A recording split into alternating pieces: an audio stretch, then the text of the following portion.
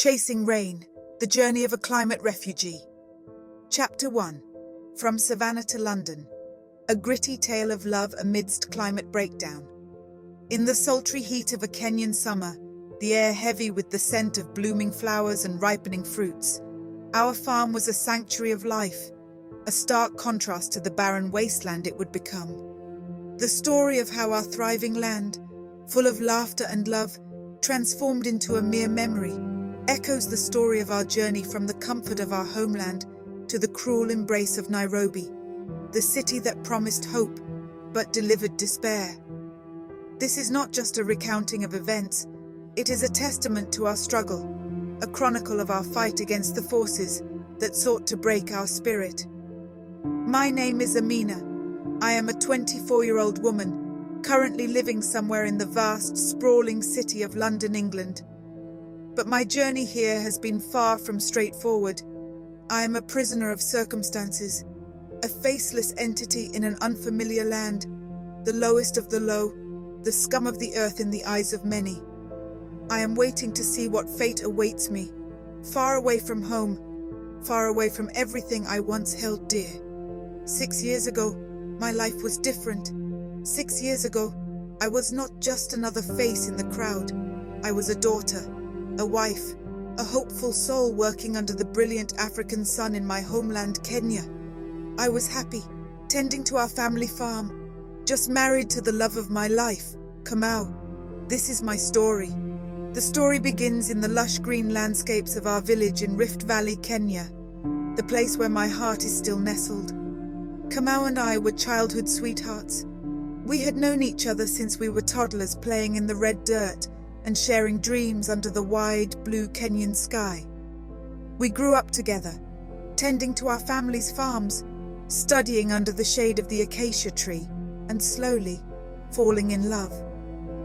Our love story was simple, as beautiful and uncomplicated as the sunflower fields that surrounded our village. We pledged our love under the ancient baobab tree, vowing to stand by each other come what may. We were married in a traditional ceremony, surrounded by friends and family who danced with us until the sun dipped below the horizon and the stars came out.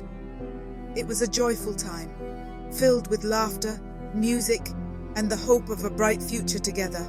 Life on the farm was hard but rewarding. We woke up at dawn to the crowing of roosters and the mooing of cows, ready for a day of hard work.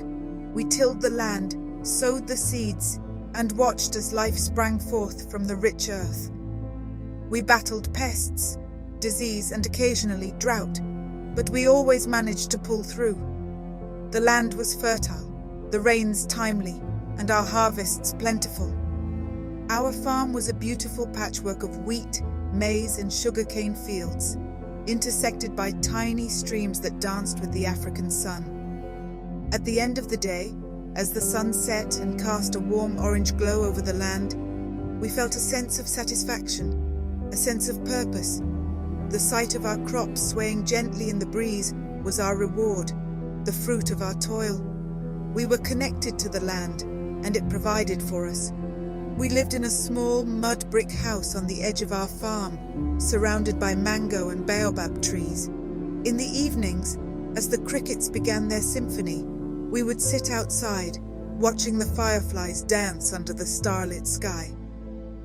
Kamau would often play his homemade nyatiti, a traditional Kenyan instrument, while I would lean against him, soaking in the music and the tranquility of our little corner of the world. Yes, life was simple then, but it was our life, our little piece of paradise. We were content, grateful for our blessings. We were filled with dreams, hopes for our future, for our family we planned to raise. We were two bodies with one soul, united in our love, our aspirations, and our respect for the land that sustained us. But as the years passed, our joy began to fade, replaced by an unsettling worry. We watched as our once fertile lands slowly turned arid, as the rivers and streams that once teemed with life began to dry up. The rains became unpredictable, the droughts longer and more severe. Our harvests began to dwindle, and with it, our hopes for a secure future. Little did we know, Our journey had just begun, a journey filled with trials and tribulations, heartbreak and loss, resilience and courage. It was the start of our exodus, our voyage from the warmth of the African sun to the cold shadows of an uncertain future in a foreign land. This is my story. This is our story. As the earth grew parched and lifeless beneath the harsh African sun, the desperate whispers of a prolonged drought turned into the loud wails of starvation. The rivers ran dry, the crops withered and died, and our cattle succumbed to the merciless heat. The vibrant hues of our land faded away, replaced by a monotonous canvas of brown. The cruel hands of drought had snatched away our source of sustenance, our livelihood. Our once fertile lands were now as barren as the Sahara Desert. With no hope for a harvest and unable to provide for ourselves, we made the heart-wrenching decision to leave our farm, our home, our village, everything we had ever known. A drought-induced exodus was underway, and we, like many others, were forced to leave our roots behind in search of survival. Our destination was Nairobi, the capital city of Kenya, a place we had only ever heard about in stories and seen on the grainy television at the village market. The journey to Nairobi was our first real encounter with the harsh realities of climate change. We travelled in an old rickety bus, packed like sardines, each carrying a burden of despair, anxiety, and fading hope. I remember looking out of the window, the landscape gradually changing from rural to urban, from open fields and expansive skies to crowded streets and towering buildings. The sun, our once nurturing mother, now felt like a ruthless taskmaster, heating up the metal body of the bus and adding to our discomfort. Arriving in Nairobi was a sensory overload. The cacophony of honking cars, bustling crowds, and the harsh smell of vehicle exhaust was jarring. We were just two specks in this sea of humanity, strangers in a strange land. The city was a stark contrast to our tranquil village. Nairobi was harsh, intimidating, and unforgiving, yet it held the promise of survival, however meager that might be. Finding shelter was our first challenge. With our limited resources, we ended up in Kibera, the city's largest slum, a sprawling mass of tin shacks and narrow, dirt-filled alleys. It was a far cry from our little mud brick house surrounded by fields and trees.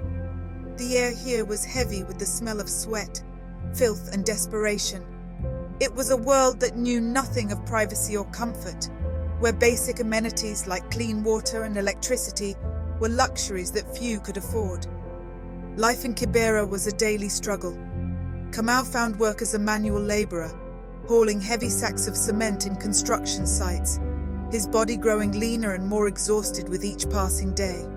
I found work as a domestic help in a wealthy Kenyan home, scrubbing floors and washing dishes from dawn to dusk.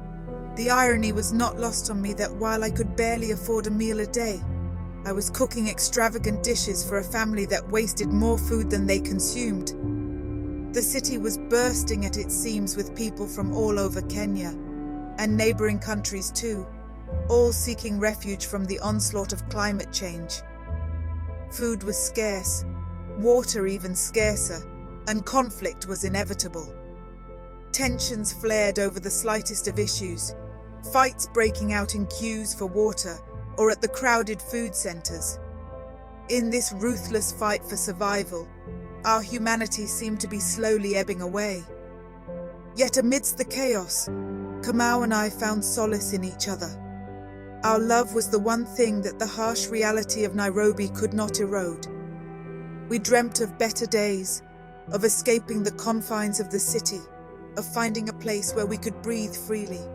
We clung to each other, our love the only constant in a world that was changing too rapidly, too brutally. As the months turned into years, our dreams of returning to our farm faded away. Our village was now a ghost town, another casualty of the climate breakdown. Nairobi was our reality now, a ruthless, relentless entity that held us in its iron embrace. Our days were a blur of long working hours, queues for water and food, and sleepless nights in our tiny, stifling shack.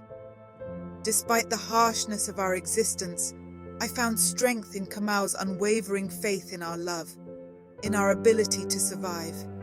His smile was my beacon of hope, his touch my sanctuary. Each day we woke up with the resolve to face our struggles, to fight another day. This was our life now, a far cry from the blissful days under the African sun.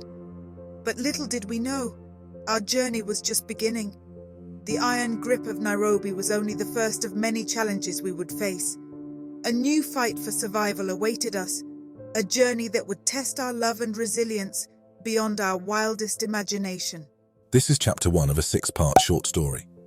The easiest way to watch or listen to the other 5 parts of this story is to either subscribe to the Romance Diaries on YouTube or click on the link in the description below.